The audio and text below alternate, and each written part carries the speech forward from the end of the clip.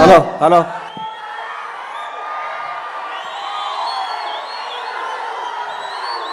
జై చిరంజీవ జగదేక వీర అసహాయ శూర అంజనీ కుమారా. ఏ బ్రహ్మ ముహూర్తాన కొణిదెల వెంకట్రావు మెగాస్టార్ చిరంజీవి అనే శివశంకర్ ప్రసాద్ అంజనమ్మ కడుపున బిజ వేశాడో కానీ ఆ బ్రహ్మ ముహూర్తం 71 సంవత్సరాల నుంచి నిరంతరం వెలిగిస్తూ అభిమానుల్ని రక్షిస్తూ ఎందరికో జీవనోపాధి కల్పిస్తూ అందరికీ నేనున్నానని భరోసా ఇస్తూ ముందుకు నవజీవకుండా తిరుగుతున్న మెగాస్టార్ చిరంజీవి గారికి జన్మదినం సందర్భంగా నా హృదయపూర్వక పాదాభివందనాలు తెలియజేసుకుంటూ నేను ఈరోజు ఏడుకొండల వెంకన్న సాక్షిగా, శ్రీశైలం మల్లన్న సాక్షిగా, బెదవాడ కనకదుర్గమ్మ తల్లి సాక్షిగా, సింహాద్రి అప్పన్న సాక్షిగా, యాదగిరిగుట్ట నరసింహస్వామి సాక్షిగా, నేను కొలిసే అయ్యప్ప స్వామి సాక్షిగా నిజానే మాట్లాడతా.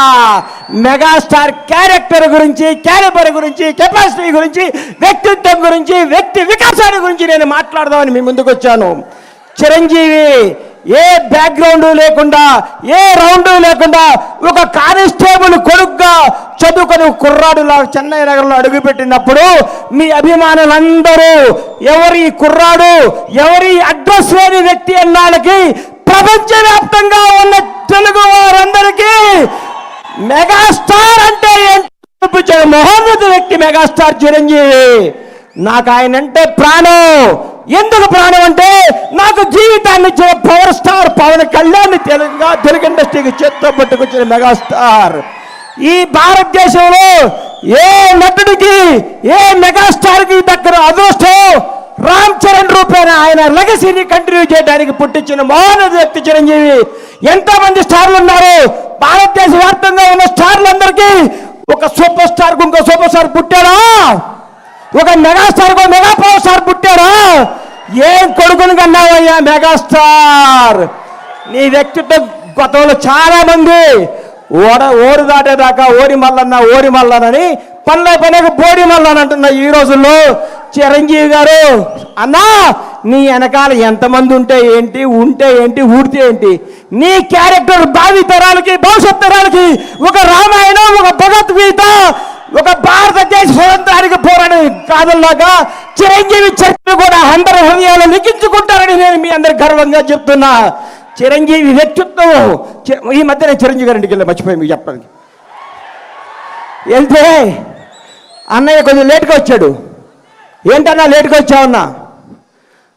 మా చెల్లికి నడువు నొప్పిగా ఉంటే జెండు బాంబు రాస్తున్నారు ఆ లోపల అన్నాడు. అదే చిరంజీవి క్యారెక్టర్. ఈరోజు కూడా 85 ఏళ్ల తల్లిని కొడుకులాగా పట్టుకొని కాళ్ళ ఒత్తుతూ ఇంట్లో పెట్టుకొని కంటికి రెప్పలా చూస్తున్న క్యారెక్టర్ చిరంజీవిది. చిరంజీవి వ్యక్తిత్వం ఎవరికి తెలుసు? కంటికి రెప్పలాగా తన కుటుంబాన్నే కాదు నాడుకునే వాళ్ళందరినీ.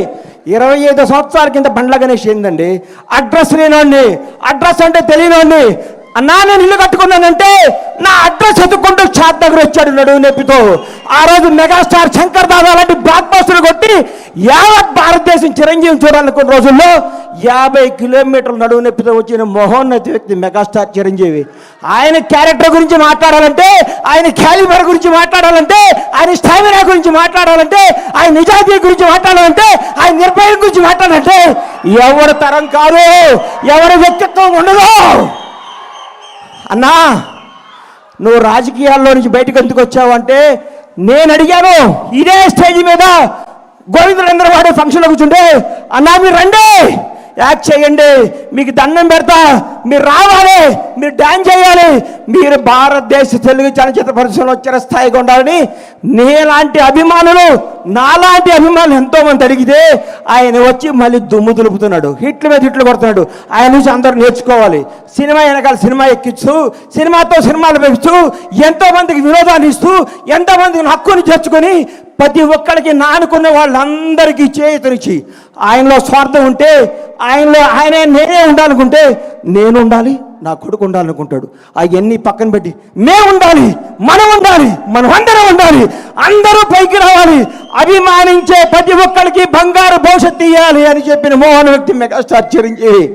చిరంజీవి అనేవాడు ఇండస్ట్రీలో రాకపోయింటే నాలాంటి వాళ్ళు వచ్చేవాళ్ళు కాదు. ఎందుకంటే ఇండస్ట్రీ అందదేమో సామాన్యులకి అందరూ ఒక కళేమో అని అనుకుంటున్న రోజుల్లో ఒక చిరంజీవి కూడా మెగాస్టార్ అవ్వచ్చు, కష్టపడే ఎవడైనా సినిమా ఇండస్ట్రీలో పైకి రావచ్చని అడ్రస్ కల్పించిన మహోన్నత వ్యక్తి మెగాస్టార్ చిరంజీవి. ఆయన గురించి కొందరు మాట్లాడుతుంటారు, చిరంజీవి తొక్కేశాడు. చిరంజీవి తొక్కుతాడా? చిరంజీవి ఎవరిని తొక్కడయ్యా? ఎక్కుతాడు, ఎక్కిస్తాడు, లేపుతాడు, లేపి కూర్చోబెడతాడు. ఎవరికి టాలెంట్ ఉంటే, ఎవరికి శక్తి ఉంటే, ఎవరికి నిజాయితీ ఉంటే వాళ్ళను ఉన్నతమైన కూర్చోబెట్టడమే మెగాస్టార్ చిరంజీవి యొక్క లక్ష్యం, ఆదర్శం, అభిమానం. చిరంజీవి గారి గురించి ఎన్ని చెప్పుకున్నా, ఎంత చెప్పినా, ఏం చెప్పినా తగ్గదు. నేను వెళ్ళి ఏం అవసరం అండి అన్నయ్య, నా ఇంట్లో ఇది ఉందంటే చెప్పకుండా ఇంటికి వస్తాడు. అరే గని వస్తాను అంటే వస్తాడు. ఆయన వ్యక్తిత్వ వికాసం, ఆయన చరిత్ర ఒక పుస్తకాలు రాసి పుస్తకాలను పాఠ్య పుస్తకాలుగా పెంచిన భావితరాల విద్యార్థులకి మెగాస్టార్ క్యారెక్టర్ ఇదని చెప్పాలని నేను మనస్ఫూర్తిగా కోరుకుంటున్నాను.